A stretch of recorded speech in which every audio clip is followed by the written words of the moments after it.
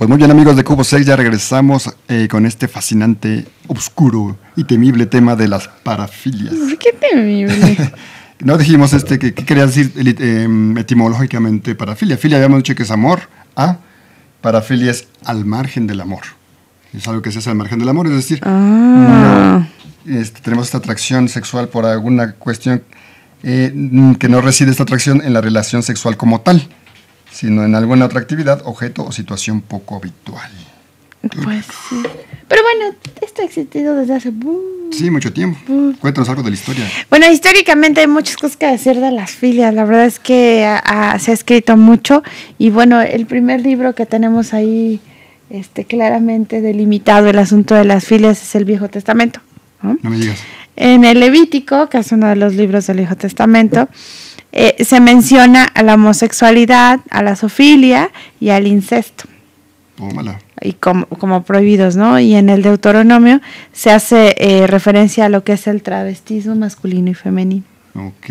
Desde entonces ya hay... Yo diría que a lo mejor esto no son precisamente parafilias, son comportamientos sexuales diferentes. No quiere decir que el incesto, que lo practicaba era, nada más podía hacer el incesto toda su vida y no podía tener otro tipo de relación. Claro. Y bueno, ya el Nuevo Testamento es el que establece las relaciones sexuales prohibidas, ¿no? En varios libros, y habla de este asunto de la homosexualidad y de la zoofilia como actos sexuales infames, abominables y actos pecaminosos o costumbres horribles. Eso sí. Eso sí, no, bueno. Pero bueno, es la Biblia y es un libro al final que marca muchas reglas, ¿no? Sin embargo, pues también los griegos y los romanos hacían ahí lujo de sus conocimientos, ¿no? Entonces, la parafilia en la Grecia clásica era conocida como perversión y abarcaba 3 grandes áreas para los griegos. El asunto social en cuanto a que se transgrediera el reglamento que ya se tenía especificado en la ley, ¿no? La religiosa en relación a que lo que era considerado como un sacrilegio, y la médica en tanto era una expresión de una enfermedad. O sea, desde esas 3 perspectivas los griegos veían a la parafilia, ¿no? Y bueno, ya con el tiempo la parafilia en esta cultura adoptó un sentido único donde la persona que era el portador de este mal, ¿no? Al final estaba enferma, era un infractor de la ley y tenía comportamientos inmoralmente incorrectos. O sea, no estaba... Incorrectos. No estaba dentro del manual de Carreño, ¿no? El manual de Carreño. Okay. Y bueno, ya en Roma imperial, algunos médicos avanzaron y sistematizaron el conocimiento de lo que es el sexo en estos parámetros, y se hicieron algunos trabajos en torno a estas cuestiones sexuales. Tenemos por ahí algunos vestigios. ¿A poco? Y muy chistoso porque, bueno, también hay que decir que el Imperio Romano era enorme, ¿no? Y mucha de la información que consiguen para consolidar estos trabajos tiene que ver con algunos eruditos islámicos que proporcionan información sobre las parafilias. Mira, desde entonces ya. Desde entonces. Y bueno, ya en el mundo, digamos, clásico, vamos a tener también a lo que era el México antiguo, ¿no? Hablando ya de nuestro país, pues. Ya de este lado del charco, y bueno, también se reconocían las parafilias, ¿no? Y bueno, aquí más bien lo que conocemos que se ha publicado tiene que ver con el asunto de si había una transgresión. Me refiero a que yo descubría que mi pareja era parafílico, ¿no? Había que reparar el daño, pero bueno, que en la cultura azteca sobre todo, pues todo era con la muerte, ¿no? Pero bueno, sacrificios, o en algunos casos que se les exhibiera públicamente o se les aventaran carbones, cenizas en calientes, ¿no? Entonces, bueno, se creía que esta transgresión, eso sí hay que decir de parte del México antiguo, o generaba un desorden cósmico, ¿no? Lo alteraba, ¿no? Entonces, exacto, eso era lo principal, no solamente afectar a la persona, sino el orden cósmico era modificado, era... Sí, ¿no? Entonces, afectado. De hecho, vaya, como dato histórico, por ejemplo, se sabe que estaban prohibidos los prostíbulos como tales porque hacían una alteración de este orden cósmico. Corrompían la naturaleza. Sí. En fin.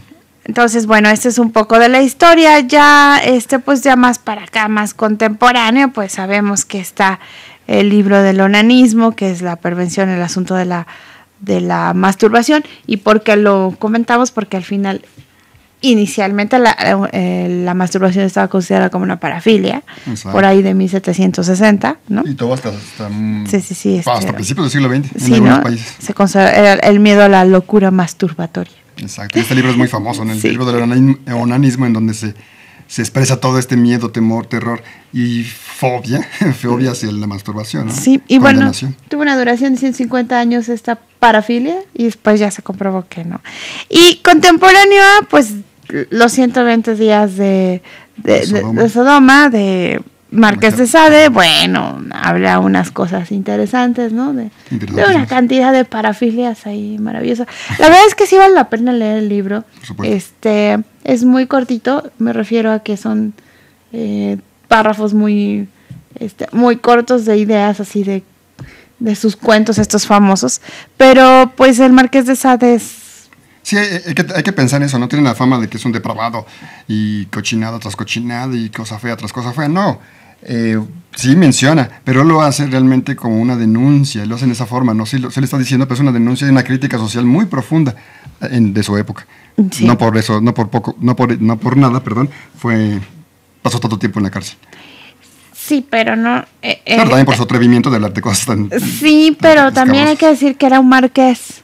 Uh-huh. Entonces no era tan fácil que lo torturaran o lo mataran, ¿no? Sí, otra persona hubiera muerto, no hubiera alcanzado a escribir 3 líneas y hubiera sido quemado en la hoguera. Le hubieran cortado las manos o algo así, ¿no? Pero pues él era un señor muy rico, al final de cuentas, entonces, y tenía dinero para mandar a editar sus libros y repartirlos a la alta sociedad, por cierto. Exacto. Entonces, un tiempo, ya después sufrió pues tuvo ya épocas de decadencia y demás, y sí sufrió de falta de recursos, pero como sea siempre, es como en estos tiempos, ¿no? Pero es como en estos tiempos, tienes conexiones, tienes conocidos, tienes amigos, tienes influencias, y ellos fueron los que más o menos... ¿Y quién tendrá las regalías del libro de Marqués de Sade? Buena pregunta. ¿Quién sabe? Hay que averiguar eso, fíjate. Y bueno, sí, porque interesantísimo, se sigue vendiendo. Sí, cómo no. ¿Ah? Está en el internet, ande de Mordor. Bueno, en el siglo XVIII ya hubo otros avances. Y, por ejemplo, el médico Heinrich Kahn, en 1843, escribe un libro que se llama Psicopatías sexuales y ya plantea la clasificación de las enfermedades mentales sexuales. Y utiliza ya términos como una desviación, aberración y perversión.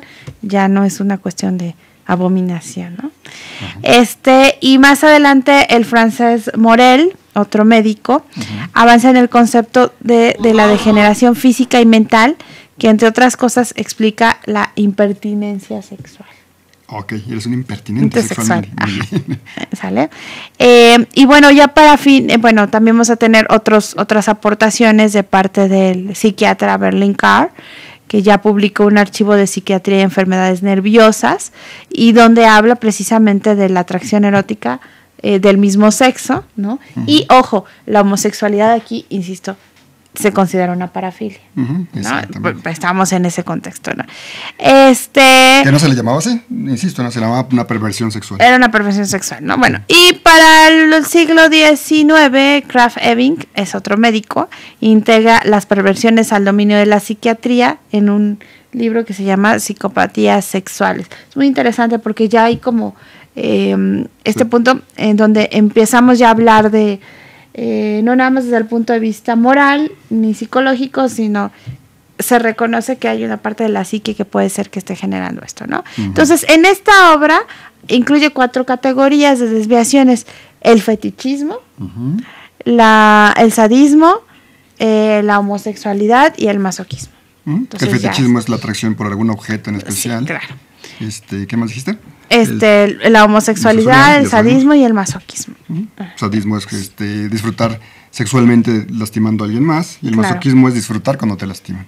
Y bueno, además se refiere a otras parafilias, en ese momento consideradas como parafilias o perversiones sexuales, que sería el travestismo y el transexualismo, uh-huh, la ninfomanía. Por supuesto. Qué aburridos. Qué aburridos. El exhibicionismo. ¿Qué más? La ninfomanía ya es ya es una enfermedad. Sí, es una Ya enfermedad. no es ¿no? solamente el gusto y quieres de caderas ligeras y de caderas inquietas. De cascos ligeros. Sino que ya te metes en problemas por querer estar buscando el chóstomo a todas horas. Pues sí. También habla de la zoofilia, de la cleptolagnia, que es excitación o satisfacción sexual producida por el robo. Está bien. El lolitaísmo, que es una preferencia sexual de la persona adulta por jóvenes adolescentes, y el voyeurismo. ¿Qué será considerado? Yo creo que eso está un poco en nuestra naturaleza como hombres, yo digo, ¿eh? Yo de repente pensé que era un depravado y todo eso, pero pues ya platicándolo con el psicólogo, con la almohada y con mis amigos, pues te das cuenta, ¿no? Que pues los hombres adultos obviamente, no sé, no obviamente, a lo mejor suena pésimo, pero sí nos sentimos atraídos por chavitos a veces, jovencitos. Pues sí, y bueno, cerrando esta idea para que nos vayamos a la cápsula, porque ya estamos Sí. en tiempo, Sí. a este doctor se le acreditan entonces, primera aportación es que ya habla de parte de las parafilias, no como sinónimo de desviaciones sexuales, sino que ya empieza a haber esta distinción y que declarar que son patologías psiquiátricas, ¿no? Uh-huh. Y está comprobado ya actualmente, ¿no? ¿Qué más? También que hace una clasificación desde la psiquiatría sobre este tipo de parafilias, o sea, no todos vamos a tener la misma parafilia, eso es lo que declara este doctor, ¿no? Y que hay una necesidad de entender a la homosexualidad, no solamente desde la parte inmoral, sino que también la psiquiatría y la psicología pueden aquí estudiarlas. Estudiarlas. E insisto, en estos momentos históricos estamos hablando de que la homosexualidad se considera pues toda una perversión sexual. Una perversión Esto sexual, todavía hablando del finales del siglo XIX. Muy bien, vamos a escuchar la segunda parte de este sondeo tan interesante y regresamos precisamente del abordaje psicológico y de otras cosas. De estas patologías.